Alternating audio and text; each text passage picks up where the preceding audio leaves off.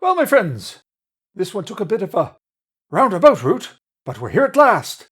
The conclusion of Beneath the Keep, a 5th edition adventure converted to the Old School Essentials campaign. So, without further ado, let's have at it.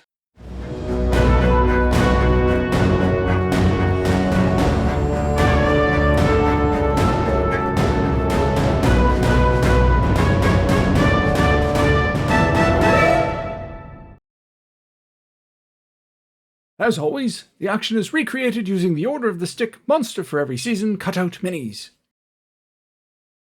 Today's players: Nathaniel as Colin Bush, Lawful Cleric of Elona, Level 3. Neil as Onion Buns Bumblestump, Neutral Halfling, Level 2. Scott as Seneca Christ, Lawful Cleric of Foltus, Level 2. Vahid as Argus, Neutral Elf. Rhiannon as Verity, perhaps a neutral thief. The group is together in conference at the Traveller's Inn. Colin has returned from his religious sabbatical and sits with Senec, Onion Buns, and Verity, with Argus yet to arrive. With the spring thaw, the authorities are very concerned about the warrens beneath the keep, as a squad of kobold sappers with access could collapse everything if they know the way in and out. They discuss other bounties, including the 20,000 royal reward for Bargle, who has been confirmed to be holed up at Mistamere, a stronghold keep a few days into the deeper wilderness. Also, the hobgoblins have the Scepter of Elona at the Caves of Chaos. Ultimately, they decide that tackling the warrens is in everyone's best interest. Argus arrives as they are making plans.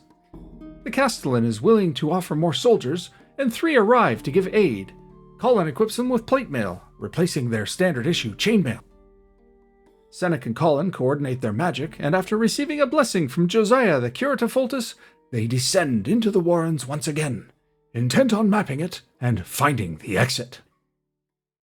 Colin still has his map from the previous effort, and they consult it as they go, lining things up.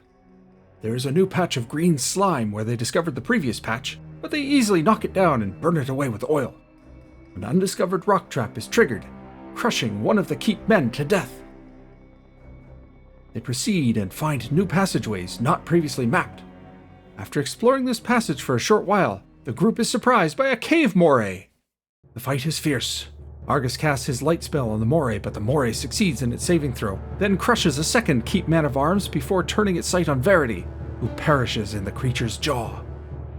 Senec stands with Colin, and Colin backs out of melee to concentrate on a spell without risk of disruption. He then casts Protection from Evil that he might better engage. As he completes his spell, he hears movement behind him as the invincible woman they encountered previously moves into position to attack, transforming into a humanoid rat before his eyes. It all comes together for them as Senec recognizes the woman he encountered on the road. The moray's morale holds, and it snatches Bumblestump into a crushing grip while the others attempt to kill it. A stray shot from Argus strikes the halfling, the DM having declared a 1 in 6 possibility right before Vahid rolled a 1. Senec and Colin engage the were-rat, Senec waving his wolfsbane at her, while Colin strikes with the magical warhammer that formerly belonged to Roos, the traitor. The were-rat fails the saving throw against the wolfsbane and flees. Meanwhile, Bumblestump has been crushed down to a single hit point by the constriction of the cave moray. Bumblestump has been attempting to free himself, but the constricting creature has proven too strong. But at the last minute, the dice smile on the halfling, and an opposed roll versus the moray succeeds against the odds, and he wriggles free, scrambling to safety. Senec casts a light spell into the moray's eyes, blinding it, giving everyone attacking it a +4 to hit, which proves to be just enough as the group hits it with a barrage of attacks, killing it before anyone else can fall to it. Realizing that the were-rat woman had 2 companions previously, the team decides to take the cave moray carcass and flee back to the hatch leading up to the keep. In a moment of mischief, Senec thrusts the dead moray into the face of a very unimpressed guard above, making monster noises. Grr, arg. The DM then rolls reaction for the guard and, ironically, gets 2 1s. Snake eyes. Laughs are had both in-game and at the table. Well, not the guard. He's glad that he wore his brown pants, but is most displeased at the behavior of the mischievous cleric, and mutters some names under his breath. Bumblestump, down to a single point of health, opts to retire, and Neil brings in his backup magic user, Ecoli. The group is most pleased to learn that Ecoli possesses a sleep spell. Another new face joins the team as Rhiannon introduces Plexus, a chaotic dwarf.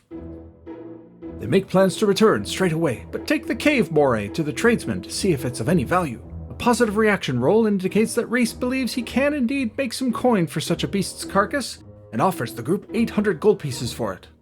With the reports of the were-rat, the castellan offers silvered arrows, daggers, and wolfsbane to the group for their next excursion. Returning to the cave, they head straight back to the moray attack point. The bodies of their fallen are conspicuously absent. Searching, they find a section of wall as a fake tarp cleverly designed to look like a rock face. Behind, they find an area with a large empty chest and a massive bird cage. Some feathers on the floor and in the cage, but no sign of any birds. The team speculates that she has a pet cockatrice, as they have been seen in the region. A new tunnel leads off, which they follow for a long way, moving slow and cautiously, burning through an entire torch, but eventually emerging into the daylight some several hundred yards from the keep. The exit point, concealed well by rock, scrub, and illusionary trees. Well hidden indeed. Ecoli, one guard, and Argus remain by the exit while the others return to report. Gren the Frowning is surprised to see them outside, but they explain that they have found the warren entrance. He ushers them immediately in that they might report. After the castellan is informed, they return to the others. No encounter checks while they wait, and the team resumes searching the warrens. In a side cave, the group is caught off guard by winged creatures with long proboscises, but these are rotted and clearly reanimated. Further, the team learns that when these things hit, they cause a form of paralysis on their victims while they drain their blood. These undead sturges kill one of the men-at-arms and nearly kills Ecoli, hitting for 3 hit points of his total 4, paralyzing him. They kill it, saving Ecoli, and Colin takes him back to the keep while the others finish exploring the warrens.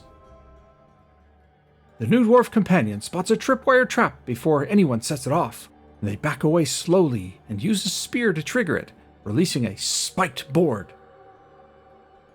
After many hours of scouting, the rest of the cave is finally mapped out and found to be empty. No sign of the were-rat woman or even the diseased rat swarms they saw before. The warrens are finally clear.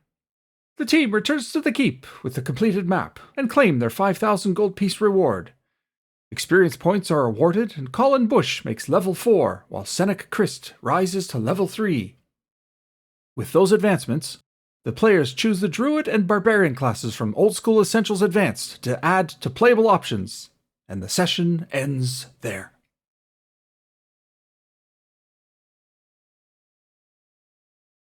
Well, friends, this finally concludes a module that was started all the way back in episode 5. Beneath the Keep, by Chris Doyle and Goodman Games. It's part of the 5th edition fantasy line for 5e D&D. As a 5th edition module, it did require a little tweaking of the stats to fit into the OSE framework. Monsters needed to be toned down or changed outright, but the scenario itself fits nicely. It was actually designed as a supplement to the Goodman Games' Original Adventures Reincarnated version of Into the Borderlands, which is their 5e update of both Keep on the Borderlands and B1 Into the Unknown, a marvelous book for 5e players who want a dash of old-school flavor. There are 2 parts of this adventure. The first is the investigation of the missing shopkeep and subsequent discovery of the rooms beneath his store, and then the expedition into the warrens beneath the keep. The first group to start this module, way back in Session 5, did the first part, where they investigated the cellar. They did miss one hidden room off to the side, wherein a creature called a zombire awaited, but they defeated the skeleton rats and found the passage to the warrens below. It was assumed that, in the interim, the keep forces cleared out the zombire, so subsequent groups went straight to the warrens, as recapped in our series. Excursions to the warrens proved deadly, and even led to other adventures, as you saw with the Ark in episodes 12, 13, and 14. An example of how a story can build in fun directions if you run with the unexpected. The warrens are tight and claustrophobic, meaning players have to fight in close quarters. They're small enough that exploring the whole thing generally won't take too long. Well, That's assuming the players don't elect to ignore it for months on end, of course. But a focused effort should see the module done in 2 to 3 sessions at most. The warrens are dangerous for low-level groups, especially in an old-school Essentials game, and treasures are fairly light, so it might be necessary to boost the rewards for clearing it out. In this case, the Keep authorities offered the requisite reward so as not to deny players appropriate XP if you're running the XP for gold metric, normal in most old-school games.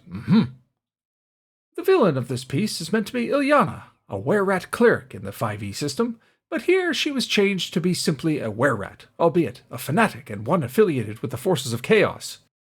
Interestingly enough, Senek Christ and team randomly encountered were-rats while on the road, so the decision to use Ilyana as the leader was made to connect the goings-on.